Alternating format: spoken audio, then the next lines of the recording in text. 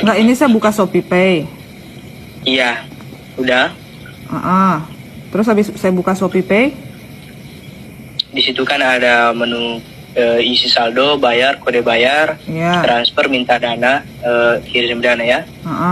Assalamualaikum warahmatullahi wabarakatuh. Apa kabar teman-teman semuanya? Semoga semua dalam keadaan sehat walafiat ya. Diberikan kesehatan, kelancaran, serta kemudahan dalam segala urusan apapun itu. Hari ini makin semangat lagi buat kalian, makin kuat mental. Oke teman-teman, kali ini saya akan update dari rapat terbaru OJK yang mengatakan ada 30 pinjol yang sudah disanksi oleh OJK, 11 pinjol mulai ketar-ketir di bulan ini, dan 5 pinjol mulai mengajukan untuk pengunduran diri. Nah, pinjol-pinjol apa saja itu kita akan bahas secara tuntas. Tapi sebelumnya saya harapkan kalian semuanya sudah subscribe channel ini agar channel ini terus berkembang dan dapat memberikan informasi terbaik buat kalian yang galbay. Oke teman-teman, ini dia buat kalian.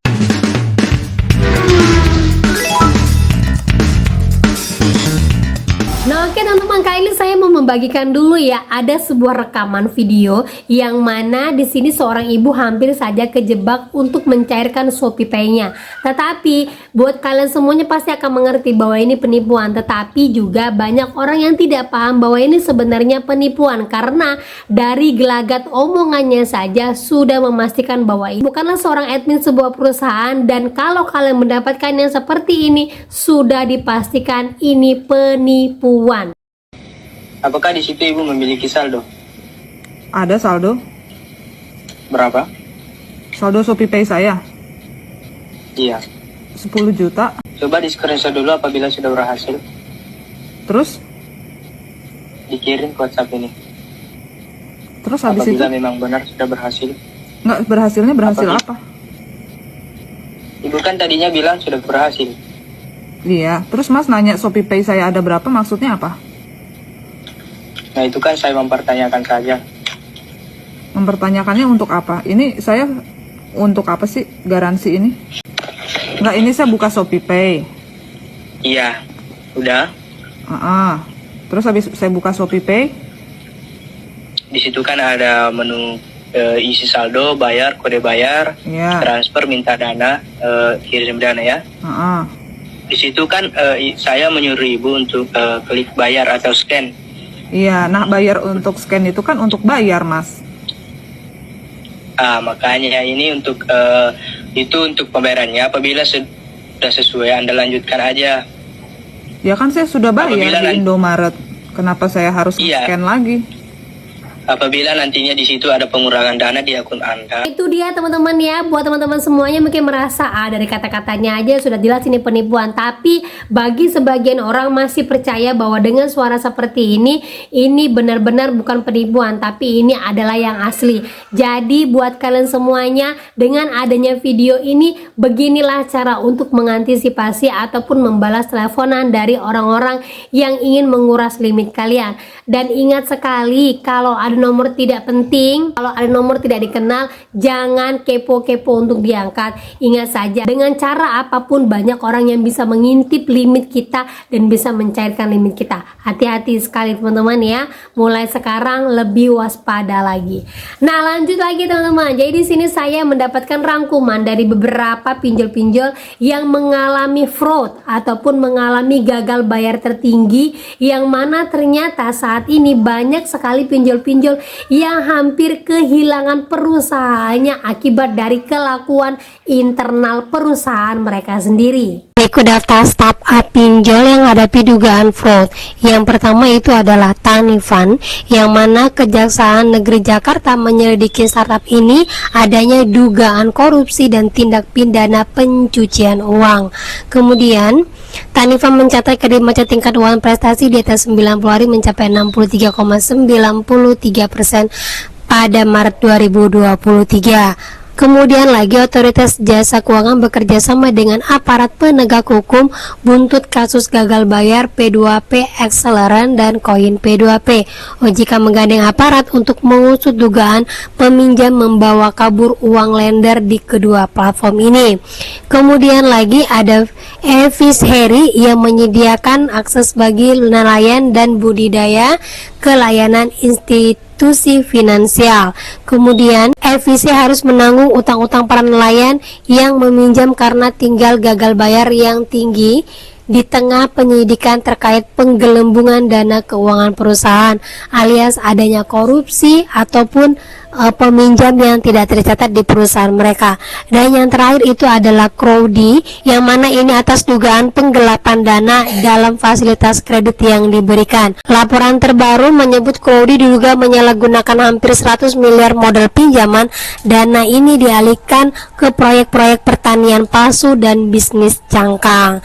Nah, kalau kita lihat dari informasi ini, berarti bisa terlihat tidak hanya nasabah gagal bayar yang menyebabkan pinjol tersebut bangkrut, tetapi dari internal perusahaan mereka yang mana para petinggi-petingginya memainkan uang perusahaan mereka alias korupsi. Jadi jangan hanya menyalahkan orang galbay teman-teman ya, karena memang ini sudah terbukti dan OJK sendiri pun sudah mengakuinya, dan sekarang pun OJK sudah membentuk yang namanya internal audit yang akan dilakukan 1 bulan sekali untuk mengaudit semua keuangan pinjol dan meminta pinjol untuk segera mengirimkan laporan keuangan yang jelas-jelas terbuka sesuai dengan kejadian yang ada di perusahaan mereka. Nah, lanjut lagi teman-teman. Jadi di sini ada rangkuman dari rapat bulanan ya dari OJK yang mengatakan bahwa ada sekitar 30 perusahaan pinjol akibat dari pengaduan masyarakat. 30 perusahaan ini sudah terkena sanksi dan saya yakin banyak DC-DC yang di PHK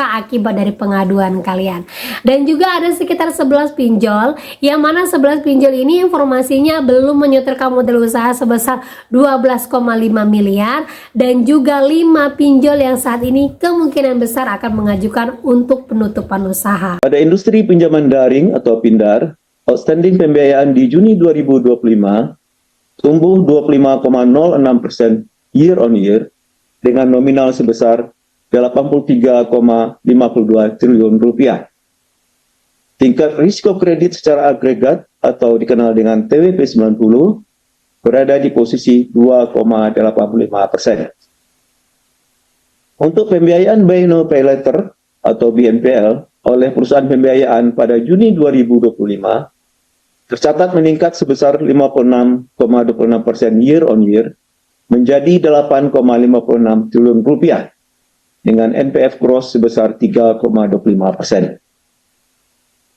Dalam rangka penegakan ketentuan dan perlindungan konsumen di bidang PVML, selama bulan Juli 2025, OJK telah mengenakan sanksi administratif antara lain kepada 19 perusahaan pembiayaan, 3 perusahaan modal ventura, dan 30 penyelenggara pinjaman daring atas pelanggaran yang dilakukan terhadap OJK yang berlaku mengenai pemenuhan kewajiban ekuitas minimum di sektor PVML, dan 11 dari 96 penyelenggara pinjaman daring yang belum memenuhi kewajiban ekuitas minimum 12,5 miliar rupiah. Sebanyak 5 dari 11 penyelenggara pinjaman daring tersebut sedang dalam proses analisis atas permohonan peningkatan modal di store. Nah itu dia teman-teman ya, untuk daftar-daftar pinjolnya kemungkinan besar sekali dari 5 perusahaan pinjol ini adalah perusahaan-perusahaan dengan TKB 90 terendah. Nah daftar pinjol untuk yang TKB 90-nya paling rendah menurut dari OJK. Yang pertama itu adalah pinjol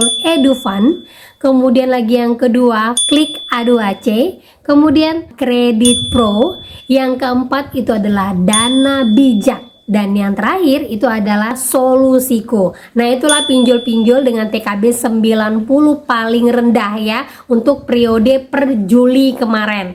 Nah untuk beberapa pinjol yang sedang dalam masalah, yang mana masalah ini sudah di luar dari TKB 90-nya, berarti permasalahan mereka itu antara pencabutan izin ataukah mereka yang mengembalikan izin kepada OJK. Nah pinjol-pinjol itu adalah yang pertama Koin P2P, kemudian yang kedua adalah Crowdy ataupun anak dari Jitras, yang ketiga itu adalah Akseleran. Nah di antara 3 pinjol ini kita akan lihat di akhir tahun ini ataupun nanti di periode Agustus ini apa yang akan dilakukan OJK, apa action OJK selanjutnya terhadap 3 pinjol ini. Dan yang membuat galbay di sini tenang aja, nggak usah buru-buru bayar, karena apa, segala resiko gagal bayar itu akan ditanggung oleh para lendernya dan juga CEO ataupun si pemilik dari perusahaan ini. Nah itu dia teman-teman ya. Jadi yang masih galbay untuk saat ini lanjut saja dulu. Buat kalian yang masih merasa saya masih mau memperbaiki ekonomi Mbak akibat penipuan yang dilakukan oleh pinjol, saya masih belum bisa bangkit Mbak, PHK saya belum mendapatkan pekerjaan setelah saya di PHK, saya belum bisa bayar Mbak akibat teroran DC nelfon ke kantor saya, ujung-ujungnya saya dikeluarkan, sampai sekarang saya belum mendapatkan pekerjaan. Nah, untuk berbagai alasan lain juga, kalau kalian belum bisa membayarkan pinjol, lanjutkan dulu untuk galbay. Yang penting kan harus kuat mental, yang penting kan harus siap sedia dengan apapun resiko yang terjadi, dan terus update informasi agar kalian tahu posisi hari ini saya galbay masih aman atau tidak, ya teman-teman ya. Nah oke, itu dia informasi yang bisa saya sampaikan buat kalian pada hari ini. Semoga informasi ini menjadi mood booster, semangat baru lagi buat kalian, dan akhir kata saya ucapkan assalamualaikum warahmatullahi wabarakatuh.